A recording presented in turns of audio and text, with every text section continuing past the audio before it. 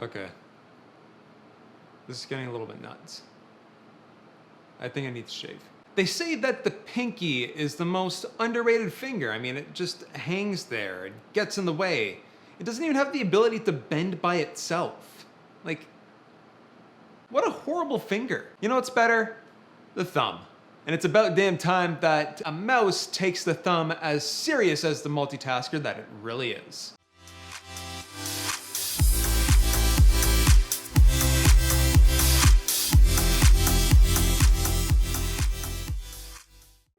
So the MOBA mouse is one of those niche products that surprisingly have a broad use case. And SteelSeries thinks the 12 button layout is a little bit old, a little bit tired, but before we get into that, let's do a really quick overview. The Rival 500 is one of those incredible multi-button mice that features a Pixart PMW3360, which is a great optical sensor with a really strong, flexible, and sensitive CPI ratio from 100 all the way up to 16,000. It's made for those righties, sorry lefties, and is built for pretty much every single one of the possible grip styles. The grip placement on the mouse is also very, very, very comfortable.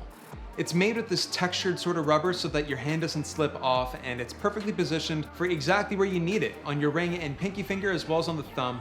And one of them is actually an actuation button, which is a little bit hidden, but you can activate that in the SteelSeries Engine 3 software. And all the switches are built and rated for over 30 million clicks, so it's definitely gonna last quite a while. Now, most importantly, the Rival 500 is a 15-button mouse, and SteelSeries has completely redesigned the layout to make the movements just that much more natural. The key part is flip-down switches, and to be honest, it does take a little bit to get used to.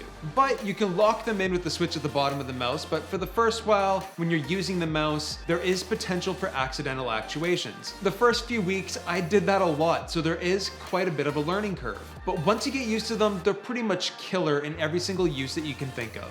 So like as an example, you can map it to melee or nades if you're doing an FPS shooter, which makes the process a lot easier. Or think of this. Say you're playing Battlegrounds and you map it to maybe like the interaction buttons, so you can fly through those homes and collect the loot with ease. So I have the thumb trigger button right now mapped to interact, so the F button. So yeah, it works. The one thing about this mouse that I absolutely love though is just how comfortable it is. All right, am I by myself here? Kind of. All right. So let's head and see if we can, how quickly we can pick up loot instead of actually using the F key, which means we're gonna have to reach with our main control hand instead of using our mouse button. So it might actually be a little bit faster and a little bit more intuitive, I think, but we'll see. Liftoff distance is pretty good. I mean, you can adjust that in SteelSeries Engine. So right now it's a little bit off the ground, but not crazy. Okay, I'm not gonna lie, this actually is pretty decent. Oh, this is actually a lot better than I thought it was gonna be. Okay, these flick down thumb switches are incredible. I mean, now that I've, programmed to it, it's gonna take a little bit of time for me to get used to it. This is the first time that I'm actually doing it with this, but so far so good.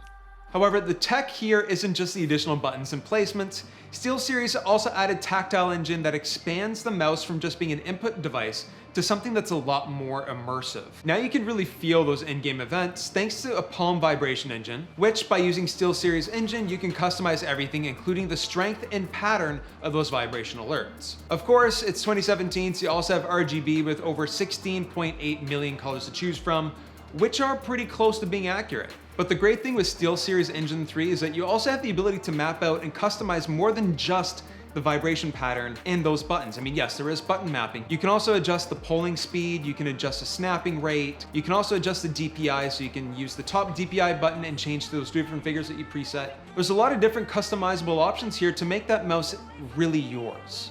Overall, the mouse is incredibly comfortable in your hand as well too, so when you're in those marathon gaming sessions, it fits perfectly, and you don't have to contort into a really weird position in order to make this work.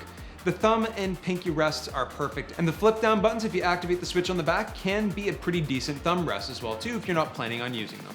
So ultimately and realistically, while this mouse is built for MOBA games in mind, or for those huge RPGs like Witcher 3, its capabilities reach well beyond that wheelhouse. The best thing about it is that yes, there are more buttons, and the flip down switches are just pure money once you get used to them. So let me know guys, how would you use this mouse? Are you guys using a gaming mouse with more than the standard 4 to 5 buttons? Let me know what you're rocking down in the comment section below. All right, everyone, so that's it for us today. Thanks a lot for taking a little bit of time to spend a little bit of your day with us. Subscribe if you haven't subscribed yet, because we love sharing this wonderful world of tech with you guys. And guys, we got another video coming tomorrow. So thank you for tuning in. Watch those sub boxes, and we'll see you in the next one.